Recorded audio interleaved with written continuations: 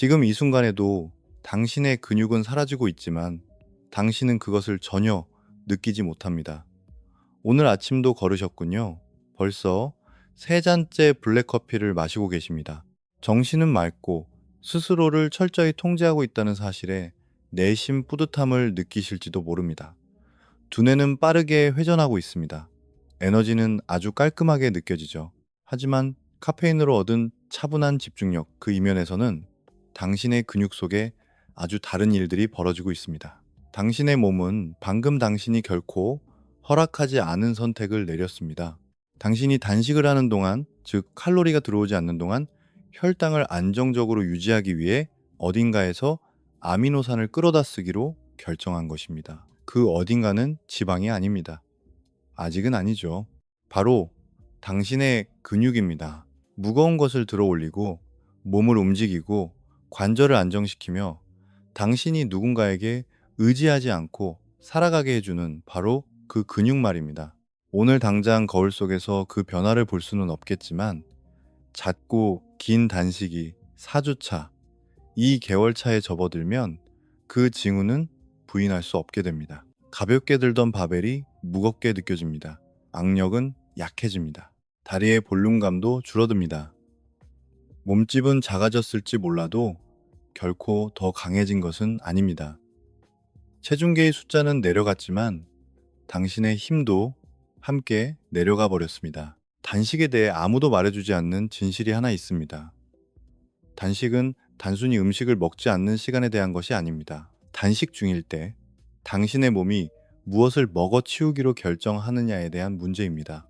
음식도 충분한 단백질도 주지 않으면서 근육을 유지할 합당한 이유마저 제공하지 않는다면 당신의 몸은 스스로의 연료를 얻기 위해 그 근육 조직을 해체하기 시작할 것입니다.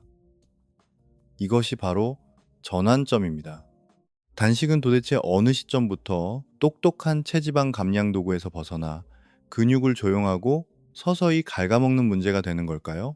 낮은 인슐린 수치와 높아진 코르티솔, 그리고 단백질이 부족한 긴 공복 시간이 결합될 때 언제부터 당신의 근력과 장기적인 건강에 해로워지기 시작할까요? 이 영상에서는 당신의 근육이 주인공입니다.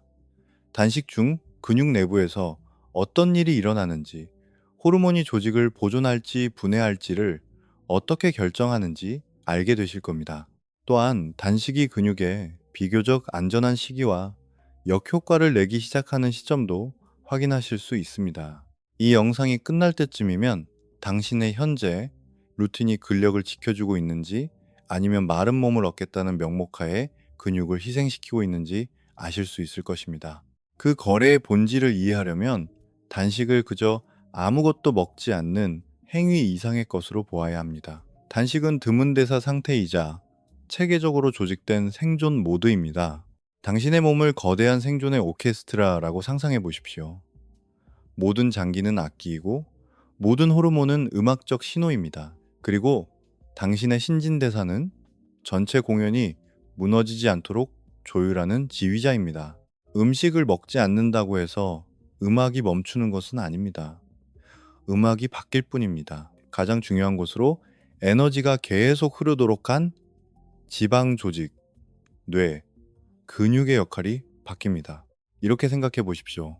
음식을 먹은 상태에서 근육은 소화와 저장에 스포트라이트가 비춰지는 동안 배경에서 묵묵히 무거운 작업을 수행하는 타악기 섹션과 같습니다. 단식 중에는 그 스포트라이트가 이동합니다. 당신의 간은 글리코겐을 분해하여 포도당을 방출하는 수석 바이올린이 됩니다.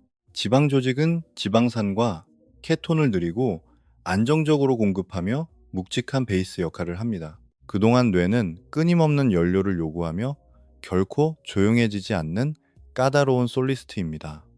그리고 근육은 일꾼이자 동시에 저축 계좌입니다. 근육은 몸을 움직이고 관절을 안정시키며 에너지를 태우지만 몸에서 가장 큰 아미노산 저장소이기도 합니다. 음식이 부족해지면 당신의 몸은 근육 단백질을 분해하여 그 계좌에서 예금을 인출할 수 있습니다. 그렇게 빼낸 아미노산을 간으로 보내 뇌와 적혈구를 위한 새로운 포도당을 만들어냅니다. 사실 몸의 지휘자는 언제 그 예비 자원을 꺼냈을지 아주 전략적으로 결정합니다. 이 단계에서는 우선순위가 중요합니다. 단식 초기에는 몸이 저장된 탄수화물을 먼저 사용합니다. 간의 글리코겐이 포도당으로 분해되어 근육을 크게 건드리지 않고도 혈당을 안정적으로 유지합니다. 시간이 지나 글리코겐이 줄어들면 지방 연소가 가속화되고 케톤 수치가 오르기 시작하여 포도당에 대한 압박을 덜어줍니다. 하지만 그때조차도 근육은 결코 무대에서 퇴장하지 않습니다. 근육은 주 전원선이 흔들릴 때 언제든 사용할 수 있도록 시스템에 연결된 비상발전기와 같습니다. 소량의 통제된 근육 단백질 분해는 정상적인 현상이며 다시 음식을 먹으면 복구될 수 있습니다. 충분한 단백질 섭취와 저항 운동을 병행하는 짧고 체계적인 단식은 근육을 비교적 잘 보존합니다. 몸이 일시적으로 빌려 쓴 것을 다시 채워 넣을 수 있기 때문입니다.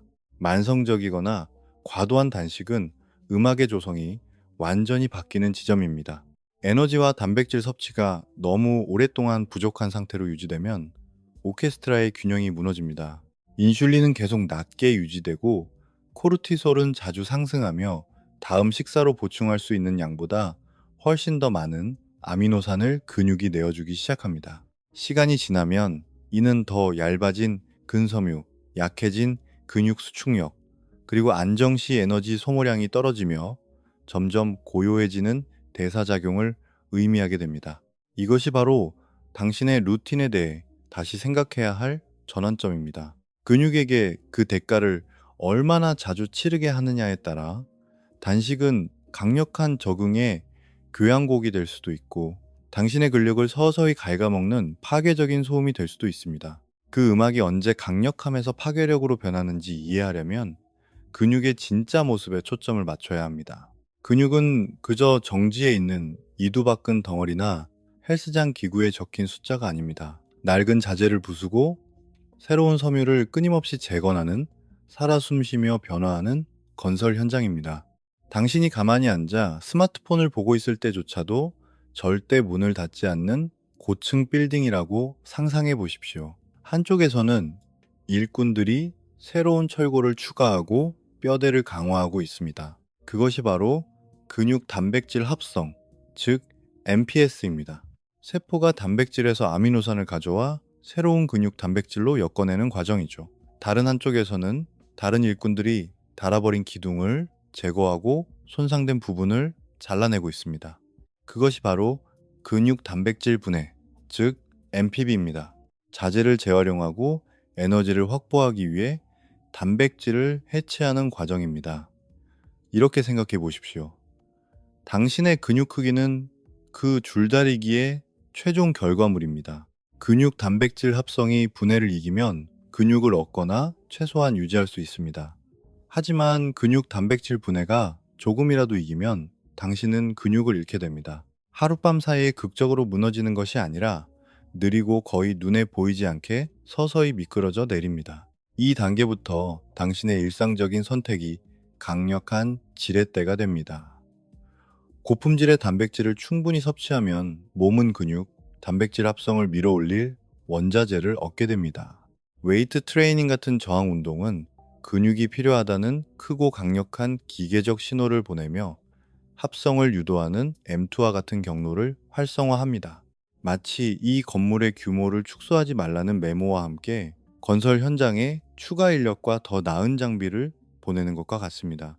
반면 단식, 스트레스, 특정 호르몬은 그 저울을 반대 방향으로 기울게 합니다. 단식 중에는 인슐린이 떨어지며 이는 지방 대사에는 도움이 되지만 근육 단백질 합성을 자극하는 힘이 줄어든다는 뜻이기도 합니다. 동시에 코르티솔이 상승하여 근육 단백질 분해를 부추기고 이를 통해 몸은 포도당 생산과 기타 비상 상황에 쓸 아미노산을 확보하게 됩니다. 사실 근육은 몸에서 가장 큰 아미노산 저장소입니다.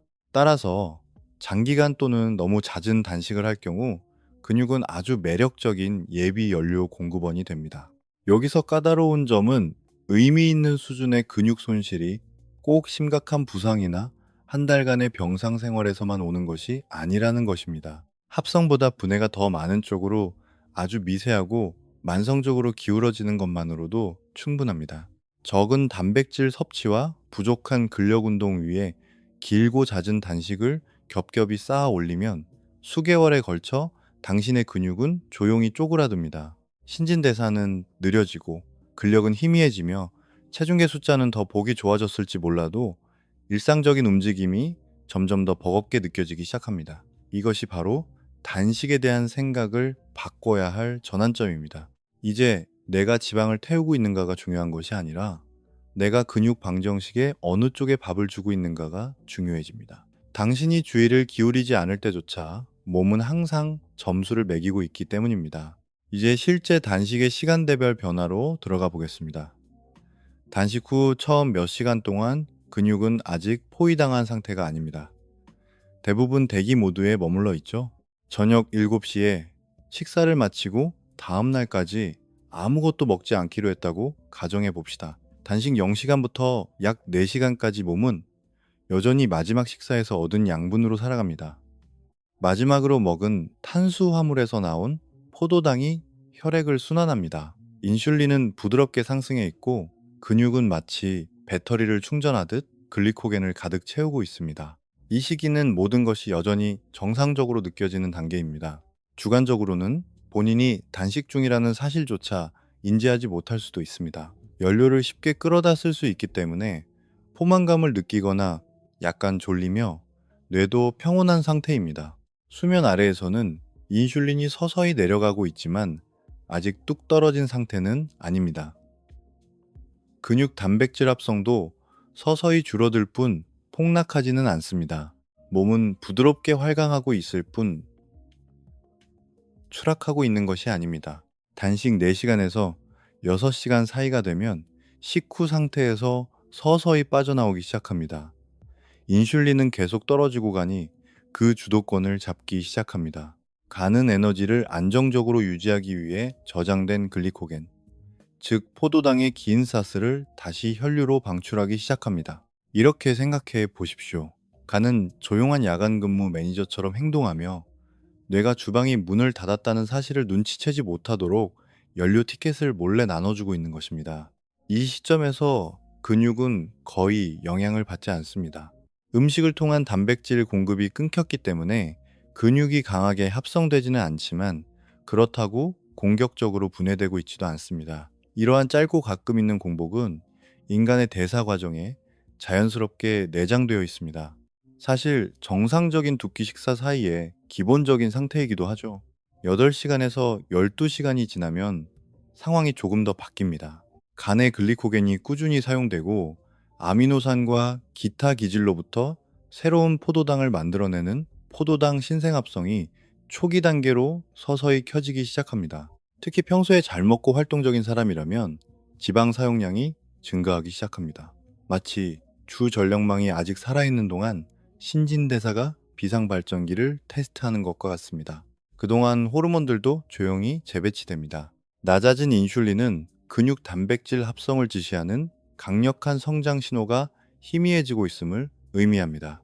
성장 호르몬은 특히 밤 사이에 상승할 수 있는데 이는 지방 사용을 촉진하고 단기적으로 근육 분해를 제한하여 어느 정도 근육을 보호하는 역할을 합니다. 하지만 이것이 실제로 단백질을 먹어서 얻는 효과를 대체하지는 못합니다.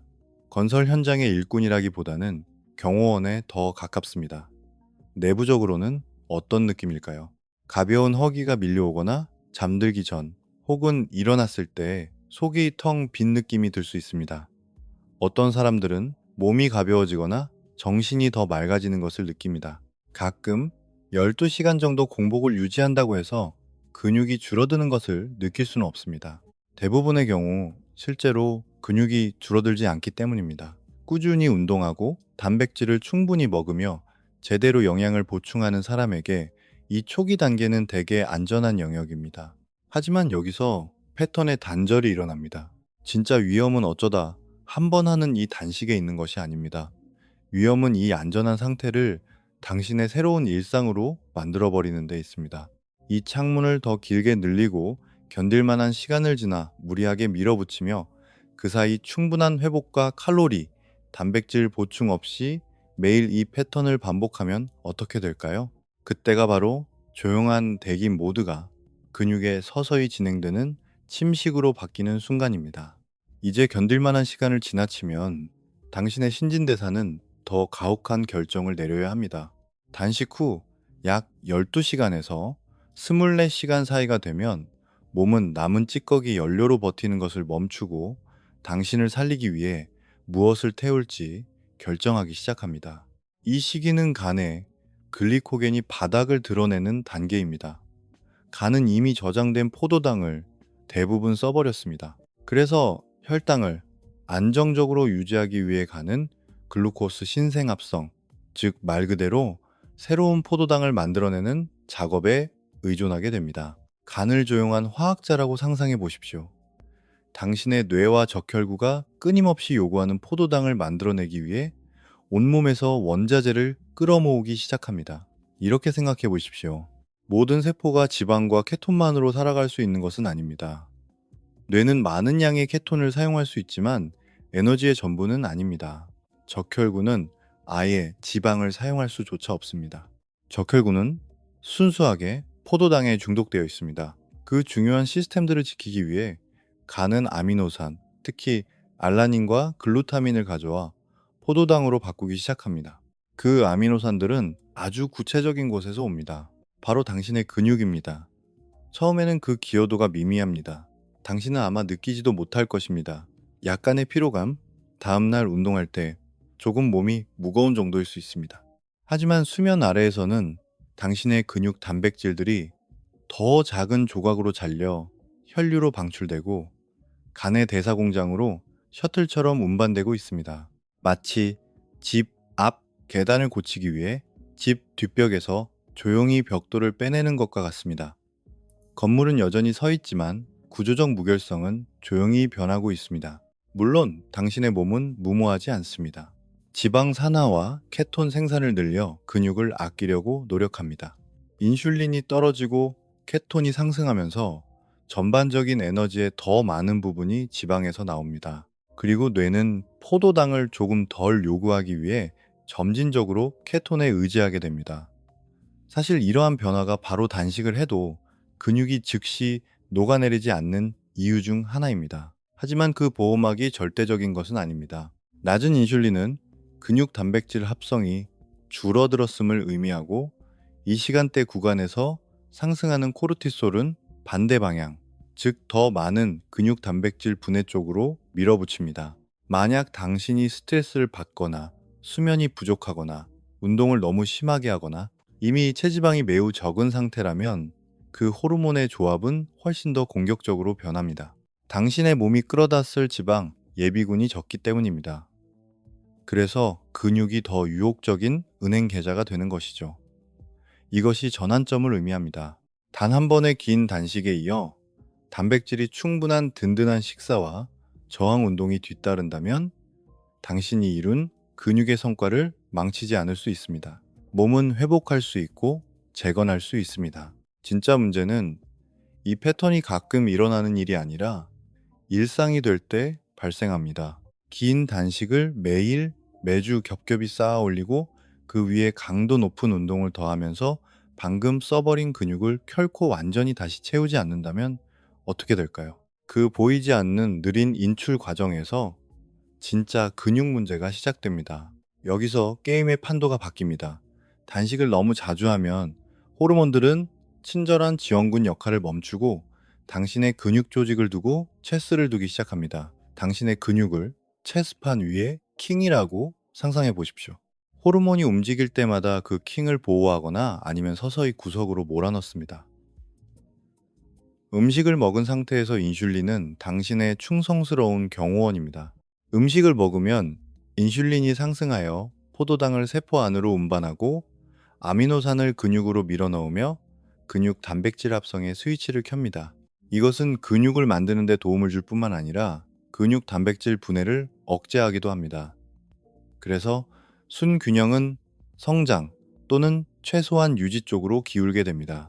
단식 중에는 그 경호원이 체스판에서 내려옵니다. 인슐린이 떨어지며 이는 지방을 활용하고 인슐린 감수성을 개선하는 데는 훌륭하지만 근육을 만들라는 신호가 조용해진다는 뜻이기도 합니다. 이렇게 생각해 보십시오. 낮은 인슐린은 지방이 지방세포에서 빠져나갈 문을 열어주지만 동시에 근육이 아미노산을 확보하고 유지하는 것을 더 어렵게 만듭니다. 작고 긴 단식으로 인해 몸은 합성이 거의 일어나지 않는 저인슐린 상태에서 더 많은 시간을 보내게 됩니다. 그래서 근육의 정상적이고 일상적인 마모조차 회복하기가 더 힘들어집니다. 그 사이 코르티솔이 전략적이지만 위험한 체스말로 등장합니다. 이 스트레스 호르몬은 포도당이 부족할 때 몸이 에너지를 동원하도록 돕기 위해 상승하며 간이 포도당, 신생 합성을 통해 새로운 포도당을 만들도록 압박합니다. 그렇게 하기 위해 코르티솔은 어딘가에서 아미노산을 끌어옵니다. 그 어딘가는 종종 당신의 근육이 됩니다. 짧은 순간에는 이 과정이 적응에 도움이 됩니다. 이 시기에는 24시간 단식 한 번으로도 큰 타격 없이 에너지를 확보할 수 있습니다. 하지만 단식에 단식을 거듭하고 칼로리와 단백질을 낮게 유지하면 코르티솔의 도움은 당신의 근섬유를 서서히 해체하는 작업으로 변질됩니다. 여기에 오해를 받고 있는 영웅, 성장 호르몬이 있습니다. 단식 중에는 성장 호르몬이 몇 배나 치솟을 수 있으며 많은 사람들이 그것을 완벽한 근육 보호의 의미로 착각합니다. 사실 그 효과의 대부분은 지방을 동원하고 장기적인 조직 복구를 돕는 데 있지 즉각적으로 이두근을 키워주는 것은 아닙니다. 마치 훌륭한 건축가는 있지만 벽돌이 없는 것과 같습니다. 음식에서 얻는 아미노산과 훈련을 통한 기계적인 자극이 없다면 높은 성장 호르몬 수치만으로는 시간이 지나도 근육을 증가시키기는커녕 유지할 수도 없습니다. 여기에 패턴의 단절이 있습니다. 사람들이 흔히 남성성이나 근력과 연관짓는 호르몬인 테스토스테론은 종종 만성적인 에너지 부족 상태에서 하락세를 보입니다.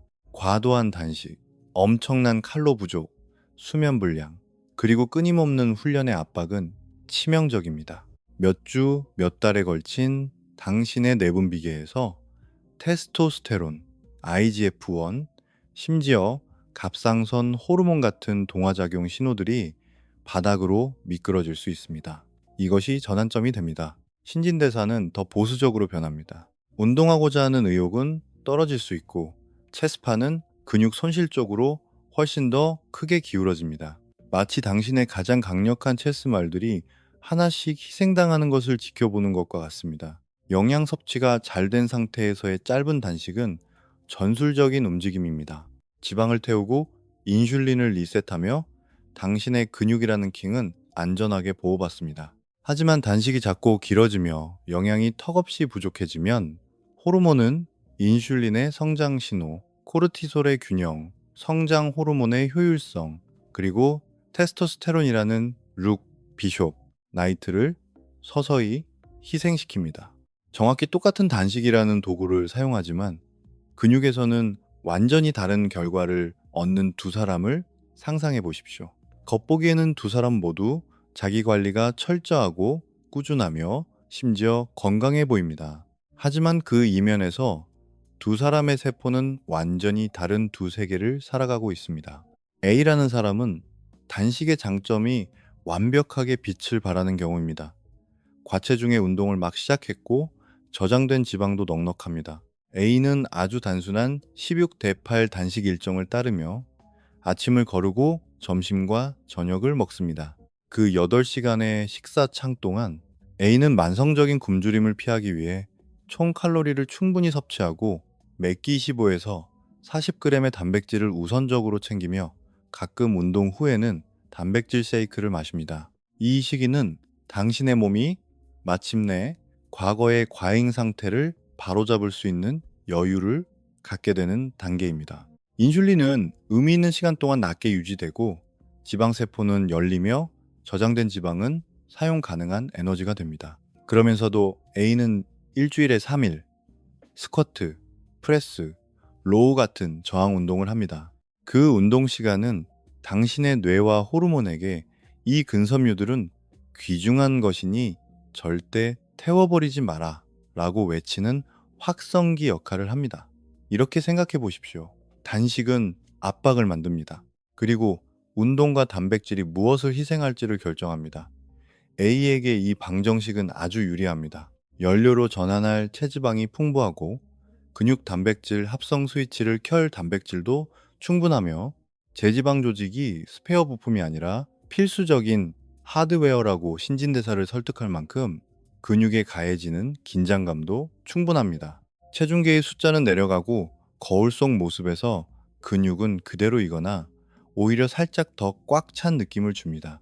근력도 슬금슬금 올라갑니다. 이것이 바로 단식이 근육 낭비가 아니라 체지방 감량의 승리가 되는 전환점입니다. 이제 B라는 사람을 살펴보겠습니다. 이미 몸이 마른 편이고 활동적입니다. B는 매일 20시간 단식을 고집하며 아주 좁은 시간대에 모든 식사를 우겨 넣습니다. 그건 몸에게 작은 간식 하나만 주고 마라톤을 뛰라고 요구하는 것과 같습니다. 시간이나 식욕이 없기 때문에 단백질 섭취량도 적습니다. 달리기, 스피닝 클래스 등 칼로리를 태우는 유산소 운동이 루틴의 대부분을 차지하지만 이는 근육을 키우거나 보존하라는 신호는 거의 주지 못합니다. 근력 운동은 최소한으로만 합니다. 푸시업 몇 개나 생각날 때 덤벨을 드는 정도입니다. 체중계의 숫자는 크게 변하지 않습니다. 어쩌다 2일 2kg 정도 빠지겠죠. 그건 꽤 안심이 되는 결과일 수 있습니다. 하지만 내부적으로 호르몬은 전혀 다른 이야기를 하고 있습니다. 아주 긴 시간 동안의 낮은 인슐린, 높아진 코르티솔, 그리고 혈류로 들어오는 제한적인 아미노산, 간은 여전히 포도당을 유지해야만 합니다. 그래서 포도당 신생합성을 위한 먹이를 대기 위해 은밀하게 근육 단백질 분해에 더 크게 의지하게 됩니다. 몇 주가 지나면서 B는 미묘한 변화를 눈치챕니다. 운동이 더 힘들어집니다. 예전에는 쉽게 들렸던 무게가 이제는 삐걱거립니다. 회복을 위한 영양이 부족하기 때문에 근육통도 훨씬 오래 갑니다. 같은 체중인데도 근육은 더 납작해 보이고 펌핑도 덜 됩니다. 긴 단식을 견뎌냈다는 자부심에 가려져 있지만 낮 동안의 피로감은 서서히 기어 올라옵니다. 사실 이런 것들은 근육이 비상에너지 예비군으로 쓰이고 있다는 초기의 경고등입니다. 그 자제력은 영웅적으로 느껴지겠지만 신진대사는 근력, 파워, 그리고 장기적인 근육량이라는 비용을 지불하고 있는 것입니다. 그렇다면 단식이 몸을 날카롭게 다듬어주는 것을 멈추고 당신의 힘을 훔쳐가기 시작하는 그 위험지대로 자신이 흘러가고 있는지 어떻게 알 수 있을까요? 헬스장에 들어가서 예전에는 부드럽게 들리던 바벨이 이제는 바닥에 딱 붙어버린 것처럼 무겁게 느껴지는 순간을 상상해 보십시오. 노력은 똑같이 기울이는데 결과는 뒷걸음질 치고 있습니다.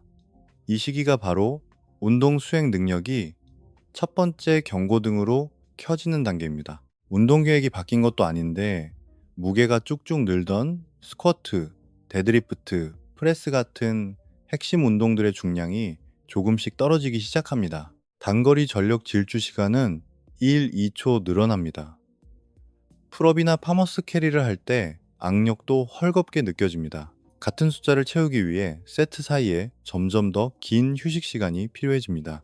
당신의 근육은 여전히 출근 도장을 찍고 있지만 에너지 시스템과 호르몬은 은밀하게 파업에 돌입한 것과 같습니다. 이렇게 생각해 보십시오. 당신의 몸은 가능하면 근육을 보호하도록 설계되어 있습니다. 단식 빈도를 늘리면서 전반적으로 근력이 떨어진다면 그것은 신진대사가 이제 더 이상 이 거래가 당신에게 유리하지 않다고 말해주고 있는 것입니다. 사실 수행 능력에서 발생하는 이러한 미세한 누수는 체중계에서 극적인 변화가 나타나기 전에 먼저 모습을 드러냅니다. 다음으로 당신의 옷이 말을 걸어옵니다. 팔에 편안하게 꽉 끼던 소매가 이제는 살짝 헐렁하게 늘어지지만 바지 허리둘레는 그대로입니다. 청바지를 꽉 채우던 허벅지는 더 납작하게 느껴지는데 거울에 비친 복부의 모습은 똑같습니다. 일상생활에서도 더 많은 단서가 주어집니다. 장바구니를 드는 것이 전보다 무겁습니다. 여행용 캐리어를 끄는 것도 왠지 버겁습니다. 계단을 오르면 다리가 금방 타는 듯이 아파옵니다. 그리고 푸시업이나 런지 같은 맨몸 운동도 이상하게 더 힘들게 느껴집니다. 이것이 바로 당신의 몸이 단식과 단식 사이의 에너지 공백을 메우기 위해 근육에서 더 많은 아미노산을 빼내가고 있다는 전환점입니다. 그동안 회복력과 에너지도 달아해지기 시작합니다. 하루 이틀이면 사라지던 근육통이 근육 깊숙한 곳에서 꽤 오래 맴돕니다. 잠은 얕아지거나 자꾸 깨게 됩니다. 아침에 일어나도 전혀 개운하지 않습니다. 특히 단식 시간이 길어지고 총 섭취량이 적은 날에는 더 예민해지고 각성되어 있으면서도 피곤한 상태가 됩니다. 적당히 도전적이어야 할 운동이 갑자기 물속에서 모든 횟수를 해내는 것처럼 잔인하게 느껴집니다. 뇌는 밀어붙이려 하지만 당신의 세포에는 연료가 턱없이 부족합니다. 이 시점에서는 스스로 조용한 자체 점검을 해보는 것이 도움이 됩니다. 일주일 동안 실제로 단식을 얼마나 자주 하고 있습니까? 긴 단식창을 휴식 없이 계속 이어붙이고 있습니까? 적어도 대략적인 단백질 목표치는 채우고 있습니까? 아니면 식사창을 대부분 탄수화물과 지방으로 채우고 단백질은 그저 구색 맞추기로 조금만 곁들이고 있습니까? 단식과 훈련 세션 사이에 진정으로 회복하고 있습니까? 아니면 그저 자제력을 발휘하는 것이 고결하게 느껴진다는 이유로 안개 같은 피로를 무작정 참고 밀어붙이고 있습니까? 이 징후들 중 몇 가지라도 불편할 만큼 익숙하게 느껴진다면 당신의 현재 루틴은 이미 몸을 근손실의 방향으로 밀어넣고 있는 것일지도 모릅니다. 여기에 숨겨진 비용이 청구됩니다. 그것은 당신이 오늘 얼마나 배가 고픈가의 문제가 아니라 앞으로 당신의 몸이 매일 어떻게 에너지를 태울 것인가에 대한 문제입니다. 당신의 기초대사량은 배경에서 조용히 돌아가고 있는 엔진입니다. 당신이 소파에 가만히 누워있을 때조차도 뇌가 작동하고 간이 해독을 하고 심장이 뛰고 세포가 복구되도록 하기 위해 당신의 몸은 칼로리를 태우고 있습니다. 이렇게 생각해 보십시오. 그 기본적인 연소량이 바로 당신이 받는 칼로리의 기본급입니다. 근육은 그 급여 명세서에서 가장 큰 항목 중 하나를 차지합니다. 근육 조직은 대사적으로 매우 활발합니다. 구조를 유지하고 이온을 펌프질하며 호르몬에 반응하기 위해 끊임없이 에너지를 사용합니다.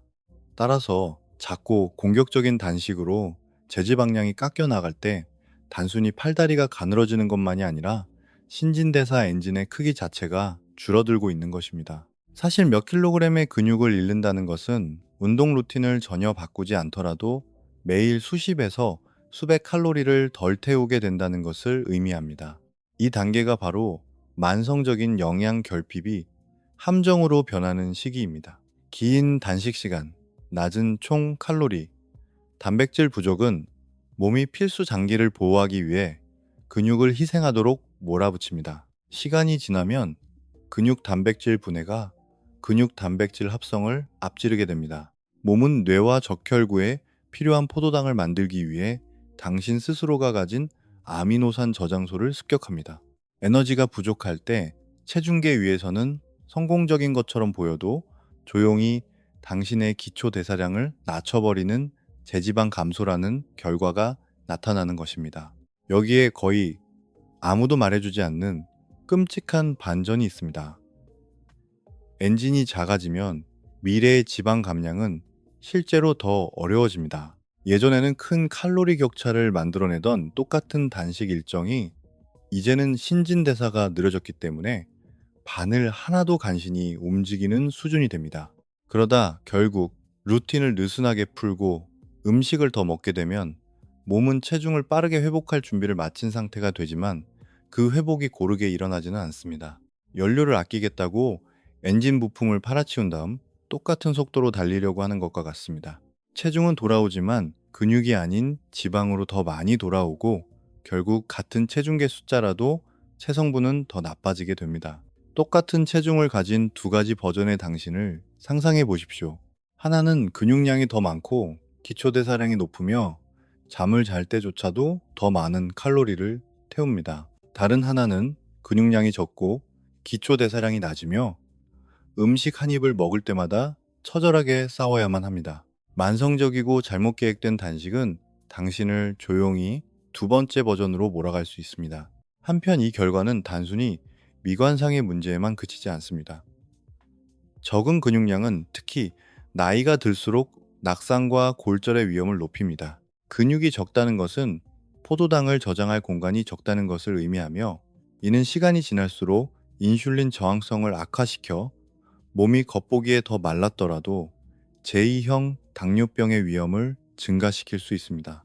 질병에 대한 회복력도 떨어지고 수술 후 회복 속도도 느려지며 끌어다 쓸 단백질 예비군이 적기 때문에 단순한 감염조차 더 치명적으로 다가올 수 있습니다. 이것이 바로 단식에 대한 생각을 바꿔야 할 전환점입니다. 지방 감량을 위해 많이 한다고 무조건 좋은 것은 아닙니다. 어느 선을 넘어서 근육을 보호하지 않은 채 단식만 강하게 밀어붙이면 그것은 단기적인 발전으로 위장한 장기적인 대사 둔화일 뿐입니다. 단순한 이론을 넘어 당신이 근육을 잃는 대가를 치르지 않고 얼마나 자주 안전하게 단식을 할 수 있는지에 대한 중요한 전환점입니다. 미끄러지는 스펙트럼 척도가 하나 있다고 상상해 보십시오. 한쪽 끝에는 12시간에서 16시간 정도 음식을 먹지 않는 부드러운 시간 제한 식사가 있습니다. 식사를 할 때는 충분한 단백질을 섭취하고 저항 운동이 일주일의 중심을 잡아줍니다. 다른 쪽 끝에는 20시간 이상의 단식을 자주 하거나 칼로리도 낮고 단백질도 적으며 운동조차 하지 않는 며칠자 단식을 반복하는 방식이 있습니다. 당신의 근육은 그 스펙트럼의 어딘가에 존재하게 됩니다. 너무 자주라는 것은 딱 떨어지는 숫자가 아닙니다. 당신의 나이, 훈련 상태, 체지방량, 그리고 단식을 하지 않을 때 어떻게 먹느냐에 따라 달라집니다.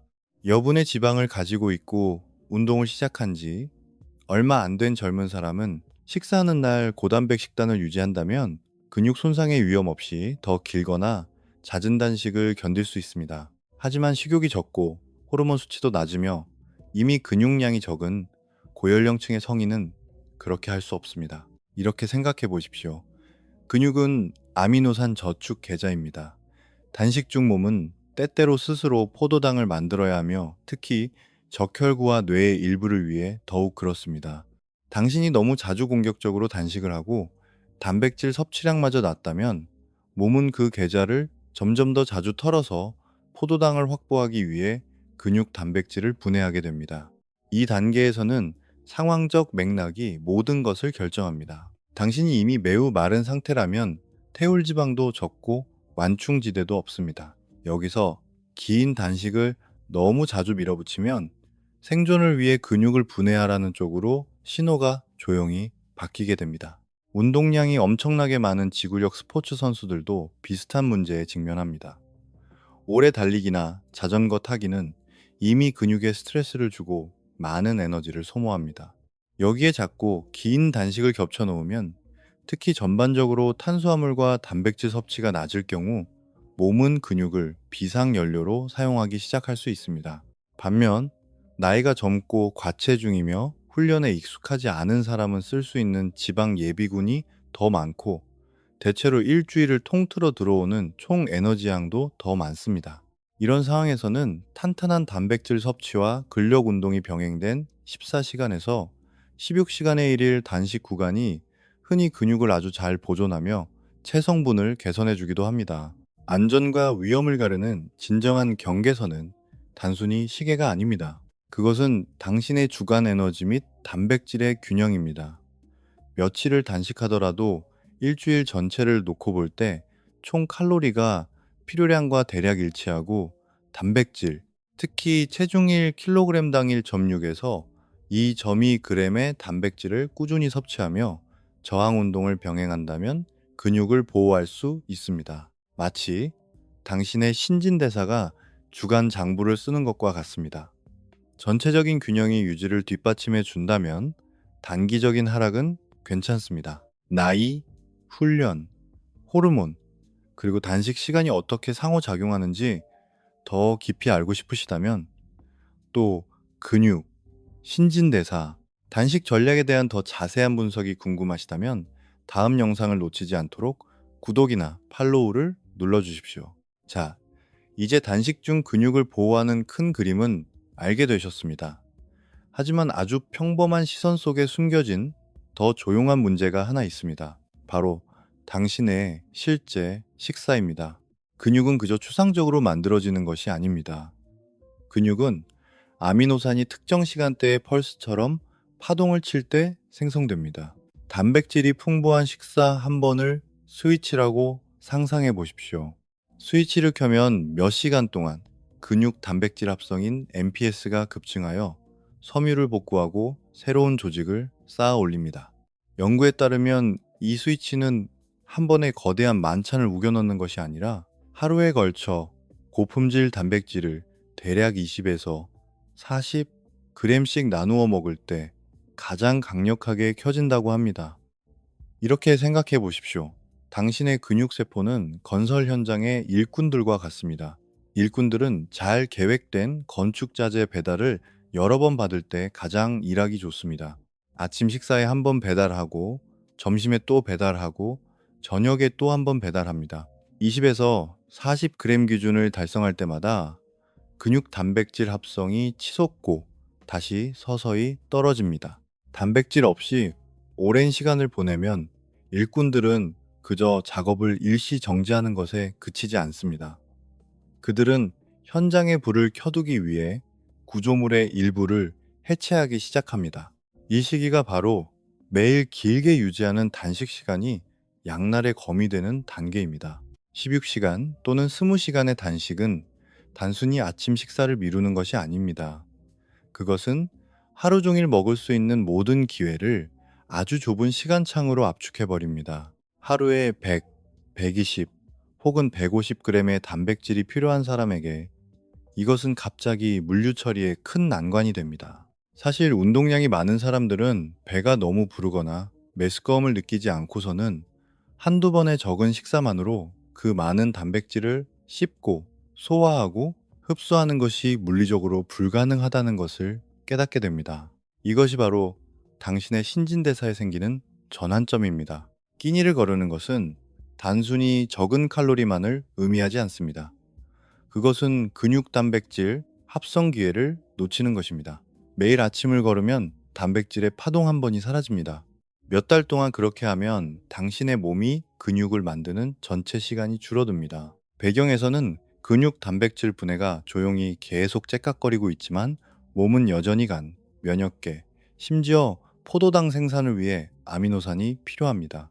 음식으로부터 정해진 일정의 아미노산이 도착하지 않으면 그것들은 당신의 근육에서 뽑혀나갑니다. 한편 긴 단식을 자주 하면서 깨끗하게 먹거나 가볍게 먹겠다는 명목으로 식사 시간마저 저단백, 저칼로리 음식으로 채운다면 문제는 더욱 눈덩이처럼 커집니다. 건설 현장에 일꾼들을 불러 모아놓고는 샐러드와 탄산수만 건네주는 것과 같습니다. 당신은 도덕적 뿌듯함을 느낄지 모르지만 당신의 근육은 그것을 물자 부족 신호로 받아들입니다. 낮은 인슐린, 부족한 아미노산, 적은 총 에너지는 구축보다 분해가 더 일어나기 완벽한 환경을 만듭니다.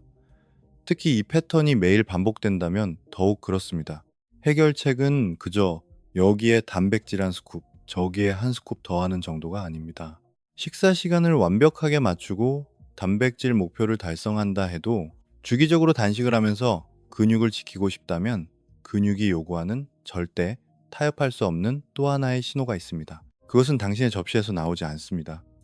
그것은 기계적인 긴장감, 바로 저항 운동에서 나옵니다.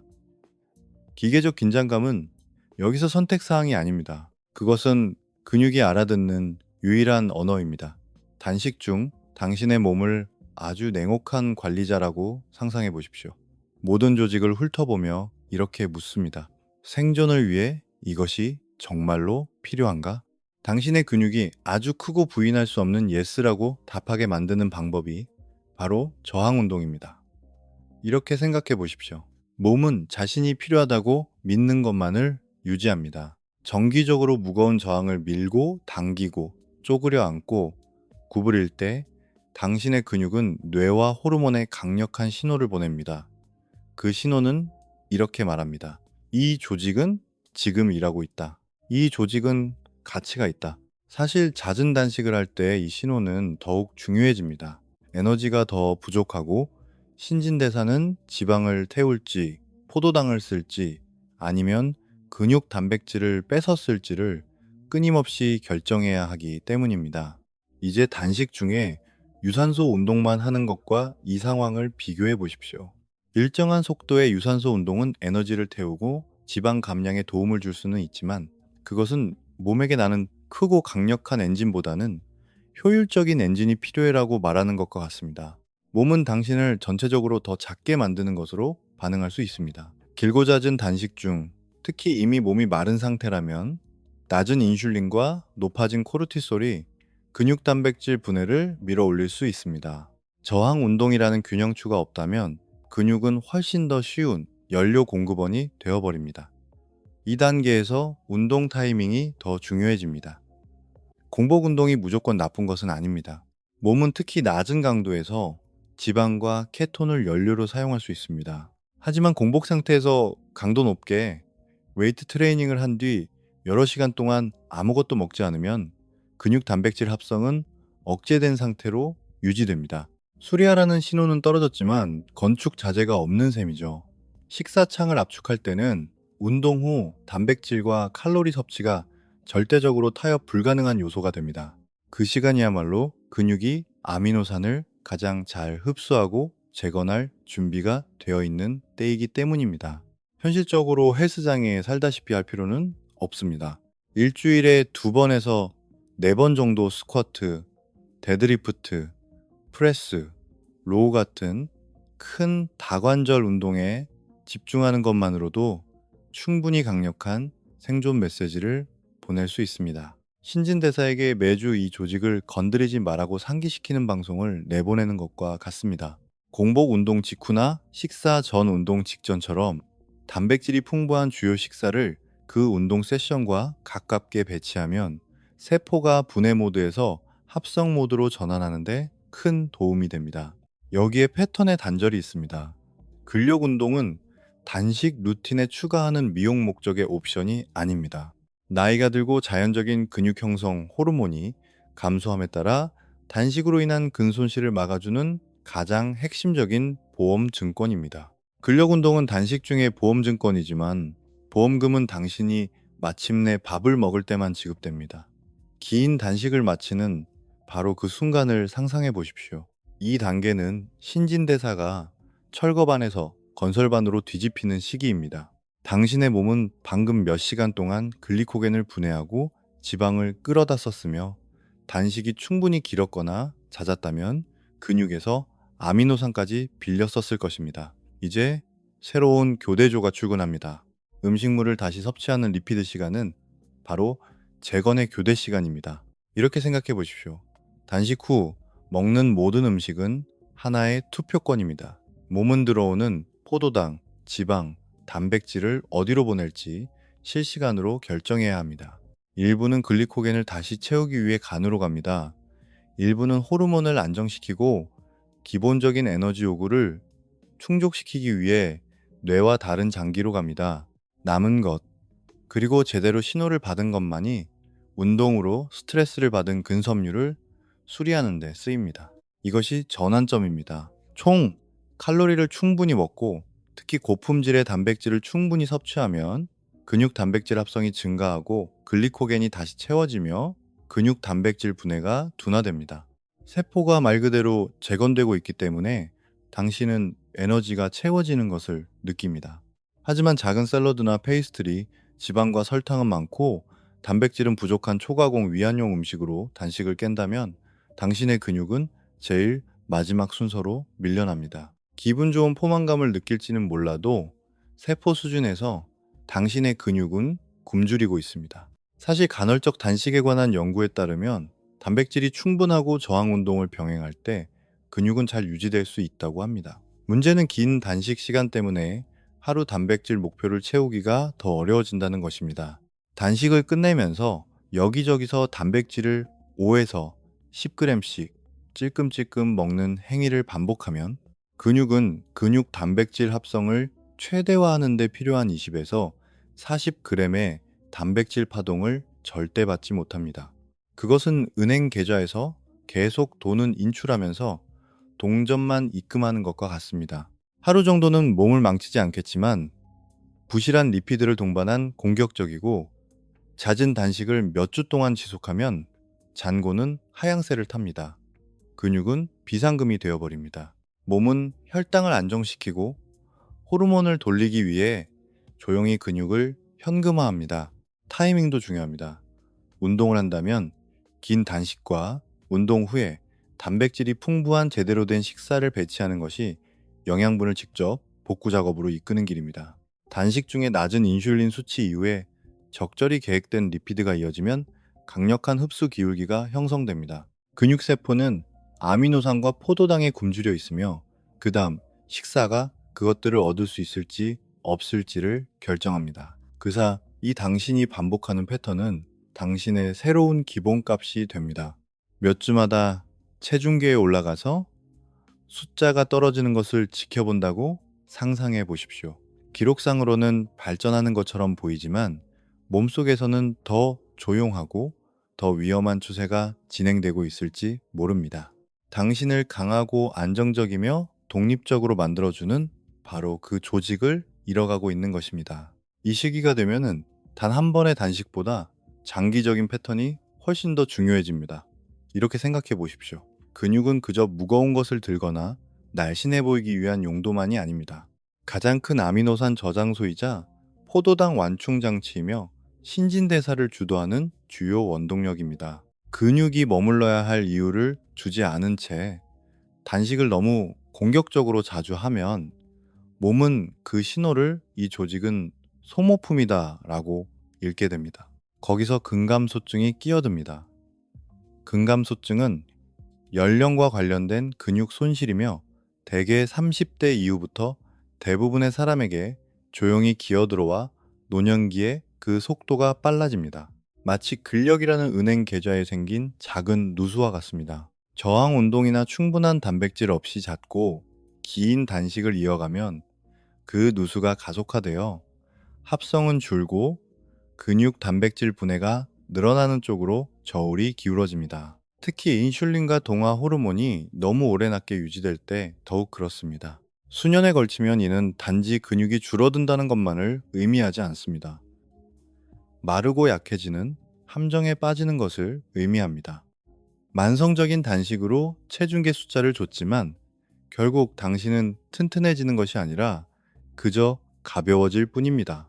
계단을 오를 때 다리의 힘은 떨어집니다. 악력은 약해지고 자세는 무너집니다. 체성분은 불균형적으로 근육이 턱없이 부족하고 기초대사량은 낮으며 물렁하고 회복력이 떨어지는 작은 체형으로 바뀌게 됩니다. 체지방률이 당신이 바랐던 만큼 떨어지지 않았음에도 말이죠. 더 약해진 근육은 당신이 세상을 헤쳐나가는 방식을 바꿔놓습니다. 엉덩이와 코어 주변의 근력이 약하다는 것은 관절을 지지하는 힘이 약하다는 것을 의미합니다. 균형 감각이 떨어집니다. 반응 속도가 느려집니다. 계단에서 발을 헛디디거나 미끄러운 보도를 걷거나 떨어지는 물건을 잡기 위해 몸을 비트는 순간이 훨씬 더 위험해집니다. 사실 근육과 근력의 상실은 가벼운 부상 후에도 낙상, 골절, 느린 회복을 예측하는 가장 강력한 지표 중 하나입니다. 고연령층의 성인에게 반복적인 며칠짜리 단식은 그 위험을 훨씬 더 높입니다. 나이가 들수록 같은 양의 단백질과 운동에 대한 근육 단백질 합성의 반응이 덜 극적이기 때문에 근육은 한 살 한 살 먹을수록 다시 만들기가 훨씬 더 어렵습니다. 섬세한 영양 보충과 저항 운동이 없는 긴 단식은 단 몇 주 만에 귀중한 근육을 벗겨내 버리는데 이를 다시 채우려면 몇 달이 걸리거나 혹은 영영 회복하지 못할 수도 있습니다. 이것이 바로 단식에 대한 생각을 바꿔야 할 전환점입니다.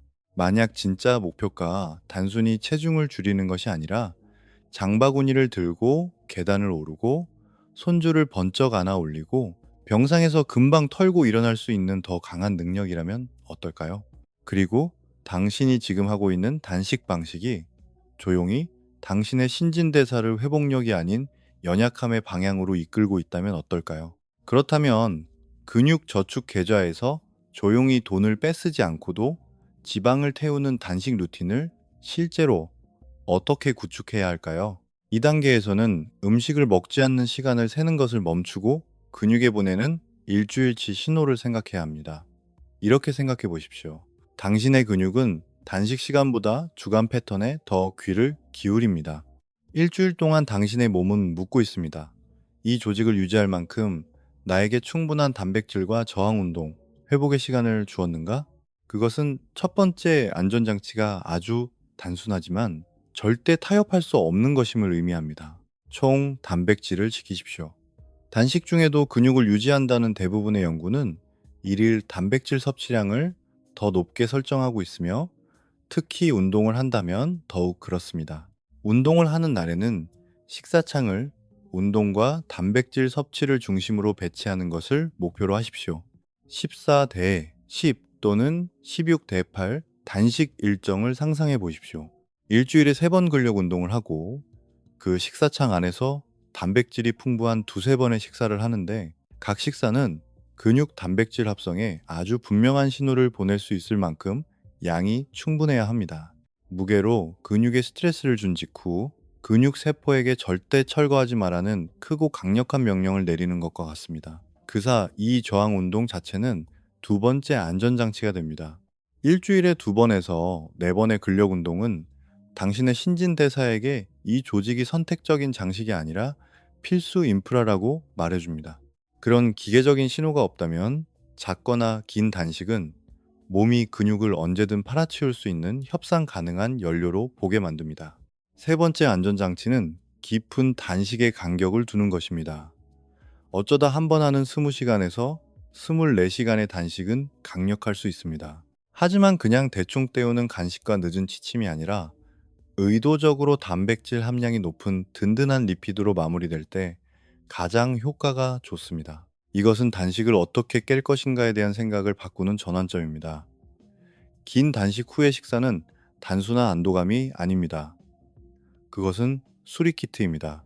사실 이 든든한 리피드 없이 긴 단식을 연달아 이어붙일 때 위험지대가 나타나며 나이가 많거나 이미 몸이 마른 상태라면 그 위험은 훨씬 더 커집니다.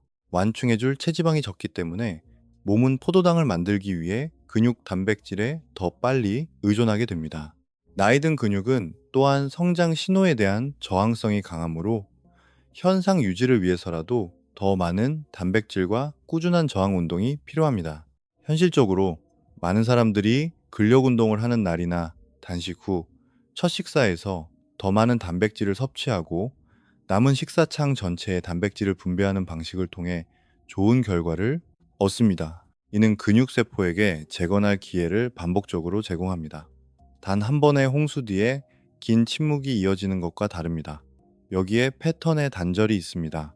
얼마나 오래 단식할 수 있을까? 라고 묻는 대신 미래에 더 강해진 내가 지금의 나에게 고마워하도록 하려면 어떻게 단식해야 할까? 라고 물어보십시오. 이 질문은 당신을 자기 관찰의 방향으로 이끕니다. 헬스장에서의 근력, 옷의 핏, 에너지 수준, 수면의 질을 추적해 보십시오. 운동 중량이 멈추거나 회복이 지연되거나 장바구니를 들 때 예전보다 힘이 붙인다고 느낀다면 그것은 실패가 아니라 몸의 피드백입니다. 단식 시간을 줄이거나 단백질을 늘리거나 조금 더 똑똑하게 리프팅을 해야 한다는 신호입니다. 그런 경고등은 당신에게 부끄러움을 주려고 켜지는 것이 아닙니다. 단식이 당신 삶에서 어떤 역할을 하는지 바꾸도록 돕기 위해 켜지는 것입니다. 이렇게 생각해 보십시오. 단식은 결코 인간의 기본 상태로 존재하도록 설계되지 않았습니다. 자연 상태에서 그것은 비상 모드였으며 생존 오케스트라에서 아주 드물게 연주되는 곡이었습니다. 2단계는 몸이 끊임없는 소화 작업에서 벗어나 깊은 유지 보수 단계로 잠시 전환하여 지방을 태우고 케톤을 만들며 세포가 스스로 집안을 청소하게 두는 시기입니다. 아껴서 사용한다면 그 상태는 당신의 근육을 벗겨내는 대신 신진대사를 날카롭게 연마해 줄 수 있습니다. 두 가지 극단을 상상해 보십시오. 한쪽에는 끊임없이 간식을 먹고 늦은 밤에 디저트를 먹으며 하루 종일 칼로리를 홀짝거리는 현대의 끝없는 식사가 있습니다.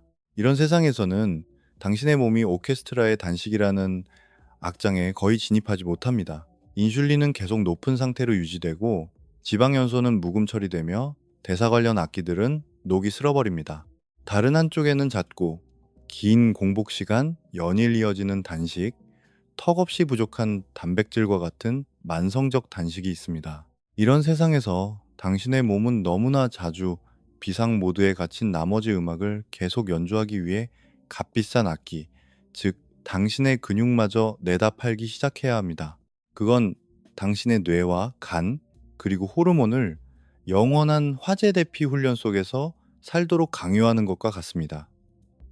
처음에는 그 적응이 아주 강력하게 느껴집니다. 성장 호르몬은 솟아오르고 인슐린은 떨어지며 신진대사는 더욱 유연해집니다. 하지만 계속 밀어붙이면 코르티솔은 계속 높게 유지되고 근육 단백질 분해가 합성을 앞지르며 이두근과 대퇴사 두근에서 나온 아미노산이 조용히 포도당으로 변해버립니다. 당신의 관절을 보호하고 척추를 안정시키며 누군가에게 의지하지 않고 살 수 있게 해주는 바로 그 조직이 연료로 전락해버리는 것입니다. 이것이 단식을 활용하는 방법에 대한 전환점입니다. 진짜 목표는 당신의 몸을 굶겨서 굴복시키는 것이 아닙니다. 진짜 목표는 몸이 음식을 먹은 상태와 공복 상태 사이를 아주 우아하게 넘나들도록 가르치는 것입니다. 음식이 없을 때는 효율적으로 지방을 태우고 음식이 다시 들어오면 단호하게 근육을 재건하도록 말이죠. 사실 여러 연구들이 충분한 단백질과 저항 운동이 병행될 때 단식 중에도 근육이 유지될 수 있음을 보여줍니다. 문제는 단식 그 자체가 아닙니다.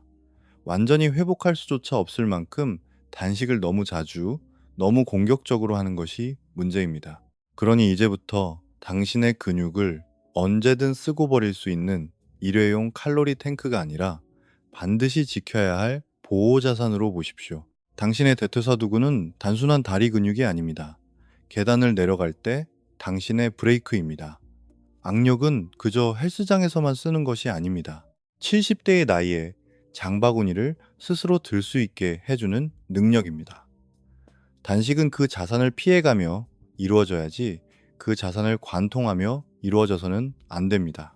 무거운 근력 운동을 중심으로 단식을 계획하고 식사하는 날, 단백질을 최우선으로 삼으며 끊임없이 자신을 굶기는 것을 자기 관리라고 착각하지 마십시오. 이제 체지방이 적고 더 강하며 에너지가 넘치는 당신의 모습을 상상해 보십시오. 그것은 스스로를 끝없는 단식의 굴레에 묶어놓았기 때문이 아니라 단식을 둔탁한 무기가 아닌 아주 정밀한 도구처럼 사용했기 때문일 것입니다.